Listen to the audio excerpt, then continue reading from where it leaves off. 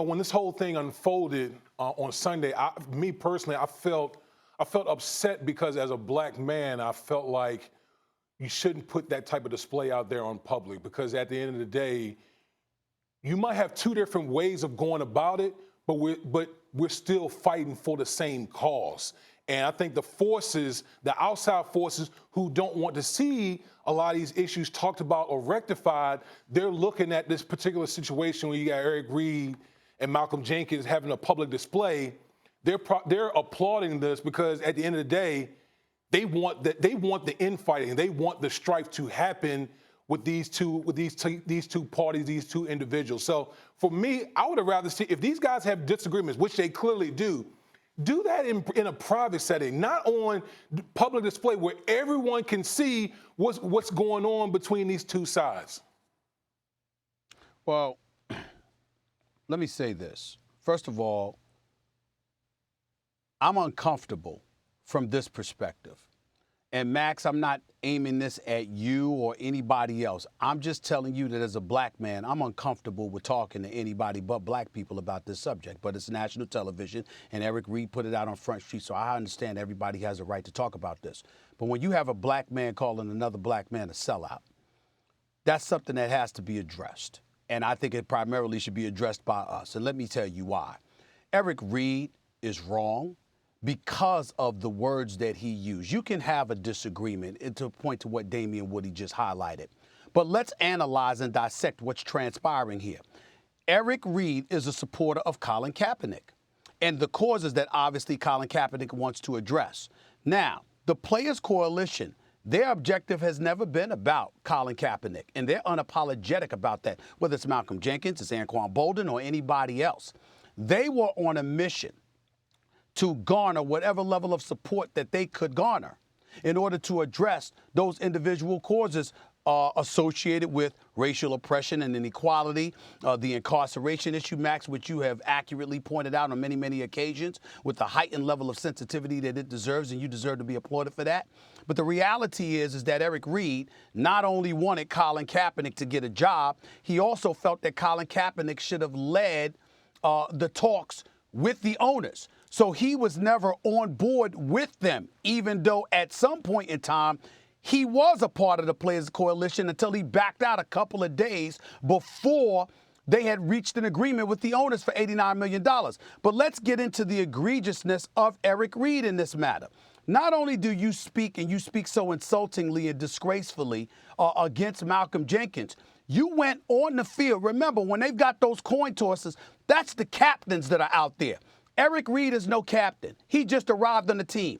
He went out there, didn't let Ron Rivera know, and wanted to make a scene on the football field. Now, Damian, correct me if I'm wrong. I think if you want to get at Malcolm Jenkins, somehow, some way along the lines as football players, you can find a way to do it. So it's not to me an accident or a coincidence that you picked a football field on a Sunday to make this kind of scene. And why do you make the scene? For exactly what reason? Because you feel that Malcolm Jenkins and the Players Coalition co-opted the situation. Well, how did they co-opt it? You had your issues in support of Colin Kaepernick. They were saying the issue is bigger than Colin Kaepernick. We appreciate Colin Kaepernick. We spoke to him on many occasions. We tried to get him involved. But nevertheless, he chose not to join with us, which we respect. So we're going to go about the business of getting a kind of deal where ultimately, go ahead.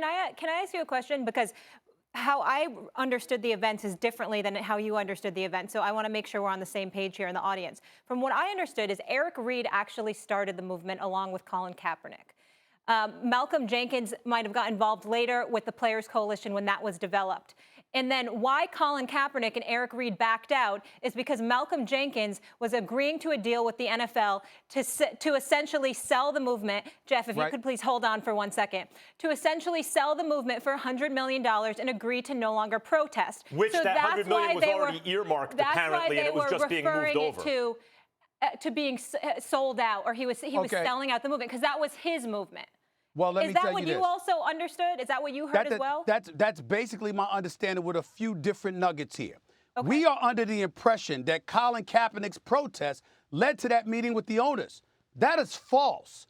Colin Kaepernick protested, but it wasn't until September of 2017 when Donald Trump at a rally in Huntsville, Alabama, said that the players should be fired, that everything stirred. So one could easily make the argument that it wasn't about Colin Kaepernick's protest, because Colin Kaepernick's protest alone, in concert with Eric Reid and others, would not have gotten the owners to the negotiating table. It was the fact that Donald Trump had said the incendiary comments that he had said about the players, which really stirred it and elevated it to another level, where more players joined in, and as a result, it forced the owners to come to the table. There was nothing about the Colin Kaepernick protest that forced that meeting. So if you're Eric Reid, you know this. And if you know this, why are you acting that way? And then to act like because somebody disagrees with you, that's a problem that only exists in our community. Other people, I shouldn't say that because I don't know how other communities think. Let me apologize for that. What I will say is this: we're sellouts. Folks are sellouts when they disagree. How is it that we can't simply disagree intelligently, explain our positions as to why, and move on, as opposed to giving credence to those that were looking at us? And you looking at Eric Reid yesterday, and you know what proponents of Donald Trump in his position were saying? You see, this is what we were talking about here. But they're supposed to be about black unity, and look at them.